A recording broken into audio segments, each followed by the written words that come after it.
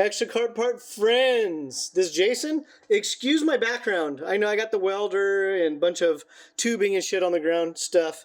But a customer dropped a spindle off.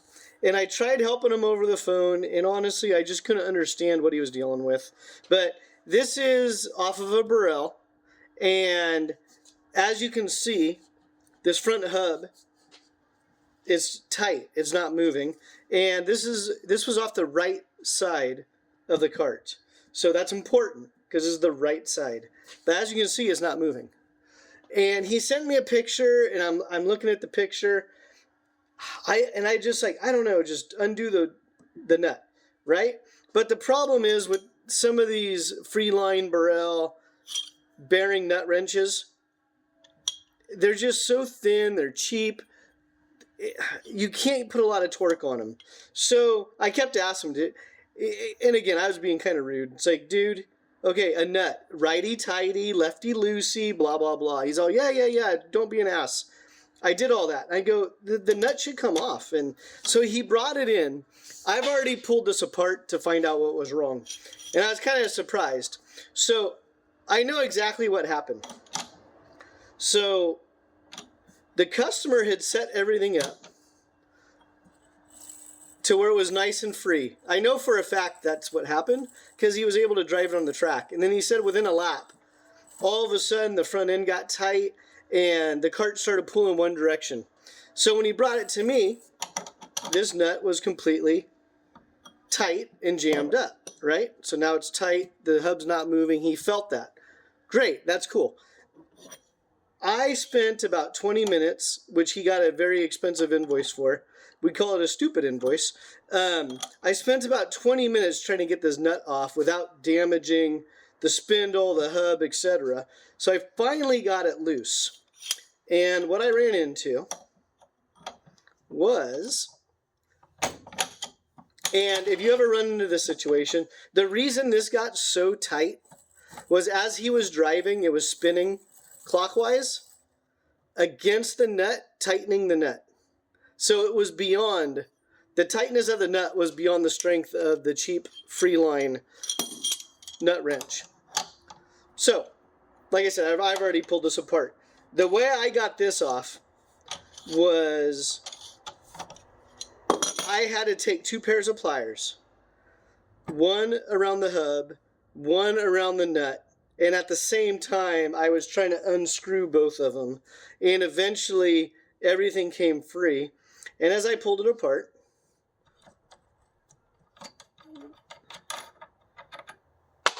I saw this. It's like, well, what happened there? Did the bearing break? What's going on?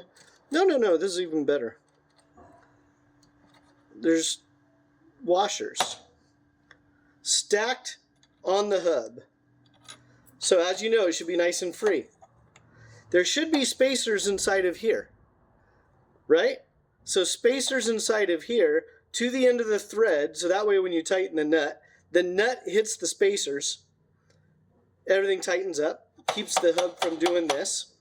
But instead, these washers were in place, and the washers were tightened against the actual hub. So as he drove the cart, spinning clockwise, it tightened everything up to a point beyond the strength of the tool. So I told him, I go, okay, stop driving it. I go, you don't have to bring the whole cart in, just bring the spindle. So he took the spindle off and brought everything down. I was able to figure it out. I told him, do not drive the cart until you fix the other side, because hopefully you're consistent on fucking stuff up and you fuck the other side up too.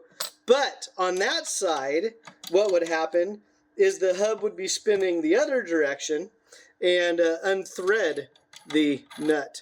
So on the right side, it's going to tighten. On the left side, it's going to spin it right off. So is that right? I'm pretty sure I'm right. So it would spin the nut off. So I said, stop, bring it in, let's figure out what's going on. So we're going to check everything. We pulled it all apart. We have one big spacer in the middle. Again, this is Birel. We're going to check the bearings, make sure they're nice and free. We're going to put that spacer back on. And then, as some of you know, some of these are kind of a pain in the butt when they have that shim. There's two bearings, and there's two bearings in the hub, and inside those bearings is a shim. Yeah, so there we go. And then support my buddy at TDC, so Joey Barros. Go support those guys, TDC. They make a cool little tool for the OTK, but works on the Birel stuff too. Boom, there you go. Now what we want the nut on the hub to bottom out on the spacers. So if I did this right, this is going to bottom out on the spacers. We're going to have minimal play. If I was good at YouTube editing, I would just cut all of this out, or you could hit the fast forward button, or you can listen to my story, whatever floats your boat. Okay, nut is secure. Very minimal play back and forth.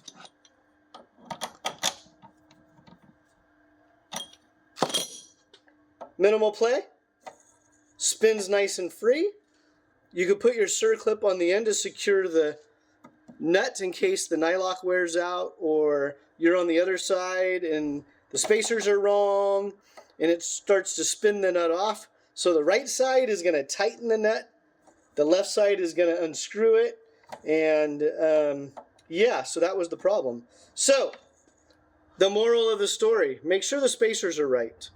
And the customer did confirm he did this on both sides of the cart. So both sides are wrong, so at least he's consistent. But that was the problem. So I don't know how many of you will find this useful, but in karting, many times, like the troubleshooting, it's not because the cart broke in half or the engine fell off or your seals are leaking.